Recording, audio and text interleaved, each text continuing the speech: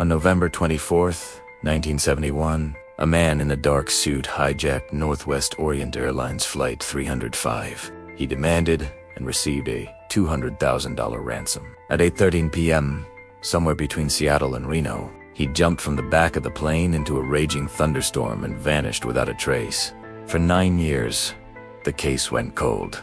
Then, a young boy on a riverside camping trip found bundles of the rotting ransom money buried in the sand. But the man who called himself Dan Cooper was never seen again. For nearly half a century, the FBI conducted one of the longest and most exhaustive manhunts in American history. They investigated over 800 individuals, chasing down every lead, no matter how small. Yet, the hijacker's true identity remains one of the greatest unsolved mysteries of our time. This is Episode 3. The Suspects. November 1971. FBI headquarters. The biggest manhunt in American history was officially underway. They called it Operation NORJAK. Hundreds of agents worked around the clock, chasing down every possible lead. They started with the physical evidence left on the plane. They meticulously collected what he left behind. His fingerprints, carefully lifted from the cabin, the black clip-on tie he discarded, and even 8 cigarette butts he had smoked. With this evidence in hand, they scoured their criminal databases, hoping for a match, for any clue to his identity. But they found nothing. This man had no criminal record, no history. It was as if he had materialized out of thin air and then vanished just as quickly. He was a ghost. The agents were left with a baffling mystery and a suspect with no name, no face, and no past. The hunt for D.B. Cooper had just begun. With every witness account, a clearer picture began to emerge. The FBI methodically interviewed the flight attendants, the passengers who sat near him, even the ticket agent who sold him the one-way flight. They all described the same man, almost to the letter. A white male, likely in his mid-40s, standing around 6 feet tall. He had dark hair, brown eyes, and was impeccably dressed in a dark business suit with a black tie. His demeanor was consistently described as polite, calm, and articulate, leading some to speculate he had a military background. From these details, the FBI commissioned a sketch, creating an official face for their phantom hijacker.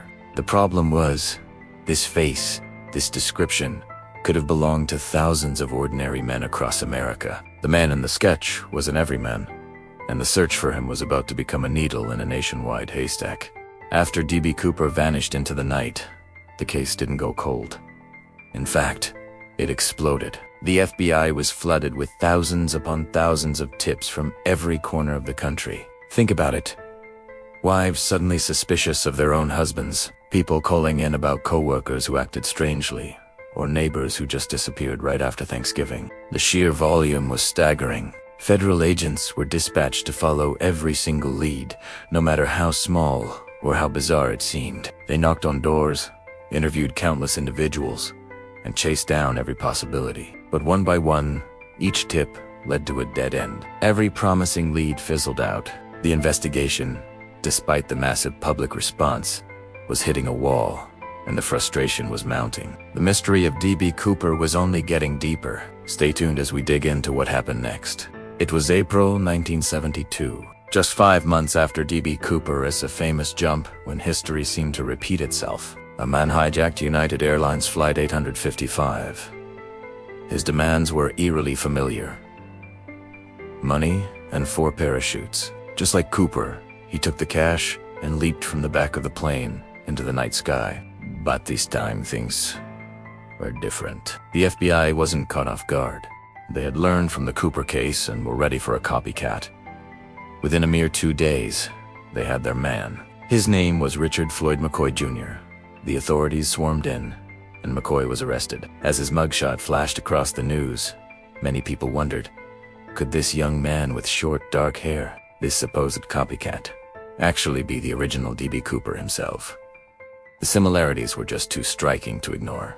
Richard Floyd McCoy, 29 years old, a Vietnam War veteran, helicopter pilot, an expert. On paper, he was the perfect suspect. The FBI thought they had finally caught D.B. Cooper. The methods were strikingly similar. Both hijackers targeted the same type of plane, made the same demands for money and parachutes, and executed the same daring jump from the rear of the aircraft. For a moment, it seemed like the case was closed. But there was a major problem. Every single witness who saw D.B. Cooper described him as a man in his mid. McCoy was only 29. That was a huge discrepancy. Then, investigators uncovered the final nail in the coffin. For this theory, solid proof that McCoy was in Las Vegas with his family on Thanksgiving in the very time of the hijacking. He had an airtight alibi. He wasn't D.B. Cooper. The search had to continue. McCoy was sentenced to 45 years in prison for his hijacking, but in August 1974, he escaped. The FBI hunted him for 3 months. Finally, they found him in Virginia Beach. When agents moved in to arrest him, there was a shootout. Richard Floyd McCoy was killed. Whatever secrets he had died with him. The case went cold. Years passed. The FBI continued investigating hundreds of other suspects, but none of them matched. By the 1990s, most investigators believed D.B. Cooper was dead, that he died in the jump, until 2011, when everything changed. So far, we've chased down leads, sifted through evidence, and met a compelling suspect in Robert Rackstraw. But just when we thought this case couldn't get any wilder, the investigators stumbled upon something that could change everything. It was a connection that reached into the highest, most secretive levels of the US government. Are you ready for this? Then, the investigators made a truly shocking discovery. Deep within the archives and through hard-won interviews, a new picture of Robert Rackstraw began to emerge. Documents, some heavily redacted, suggested that Rackstraw wasn't just a decorated veteran. He had connections to the CIA. The paper trail pointed towards covert operations, shadowy assignments, and a life lived far from the public eye. This revelation sent a shockwave through the investigation. Could D.B. Cooper, the audacious skyjacker who vanished into thin air, have actually been a CIA operative on a secret mission? Think about it. It would explain the incredible skill, the meticulous planning, and the almost supernatural ability to disappear without a trace. It would also raise a much darker question.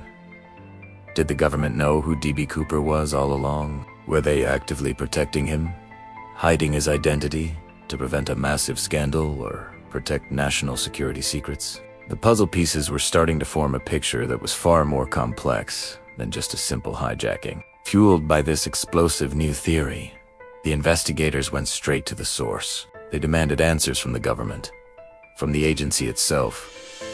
They filed Freedom of Information Act requests. They pushed for access to sealed files. They wanted to know what the CIA knew about Robert Rackstraw and his potential involvement in the Cooper case. But every time they got close, they hit a brick wall. The response was always the same: a cold, official shutdown. The documents they received were covered in thick black lines, hiding more than they revealed. When they contacted the CIA directly, the answer was a familiar, frustrating refrain. Classified.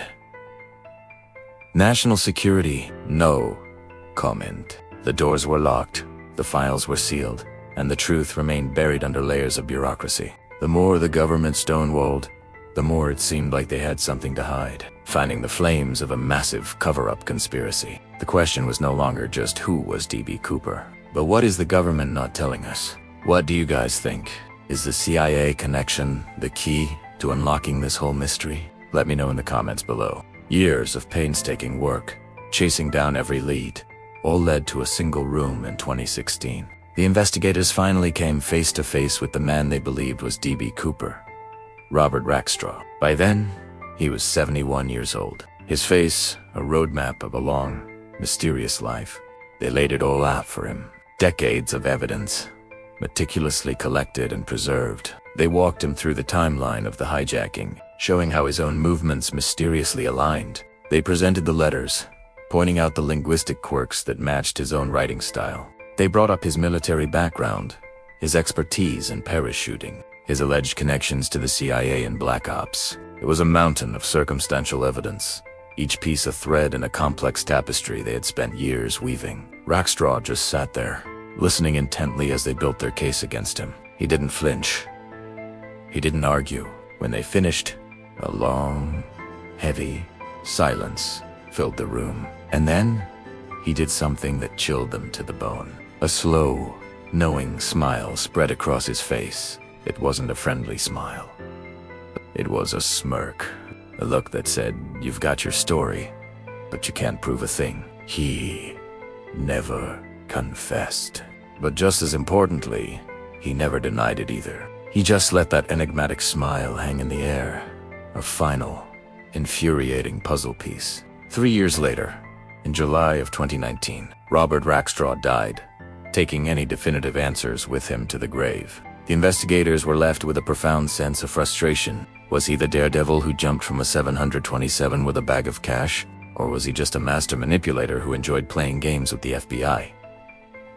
We may never know for sure. If Rackstraw was D.B. Cooper, the secret of one of America's greatest unsolved mysteries died right along with him.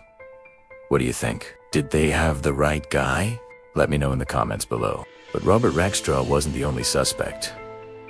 Far from it. Over the decades, the FBI looked into more than 800 different people. There was Kenneth Christensen, an airline employee, Dwayne Weber, who made a dramatic deathbed confession to his wife, and even a man named Lynn Doyle Cooper, whose last name was, well, Cooper. Countless families came forward, insisting their father or uncle was the mysterious hijacker. But every single time, the evidence just didn't hold up.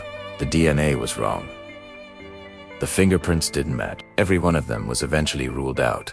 The search for D.B. Cooper created a long list of dead ends, leaving a trail of hundreds of ruled-out suspects and a mystery that only grew deeper with each passing year. For the FBI, it was back to square one, again and again. Then came 2024, 53 years after the hijacking. The FBI released 686 new case files to the public, documents that had been classified for decades, and they announced something incredible. They were using advanced DNA technology to test Cooper's tie again. Back in 1971, DNA testing didn't even exist. But today, scientists can extract DNA from microscopic skin cells and sweat. And then, something else happened. A YouTuber exploring the Washington wilderness found an old parachute buried in the forest. Could this be Cooper's parachute? The FBI took it for testing. The results are still being analyzed. After all these years, are we finally on the verge of a breakthrough that could solve one of the greatest mysteries in American history? The world is watching, waiting for the answer. Stay tuned and follow for more updates. A military veteran who pulled off the perfect crime. A con man who got lucky. A CIA operative protected by the government. Or did he die that night in 1971? His body lost forever in the wilderness. For 53 years, the mystery remained unsolved. 800 suspects investigated, millions of dollars spent. But now, science may finally reveal the truth. Next episode, The Final Theory. We reveal the science behind the jump. We analyze the latest DNA evidence. And we answer the question that's haunted investigators for 53 years. Did D.B. Cooper survive? Subscribe now, because the answer is finally here. Don't miss the conclusion.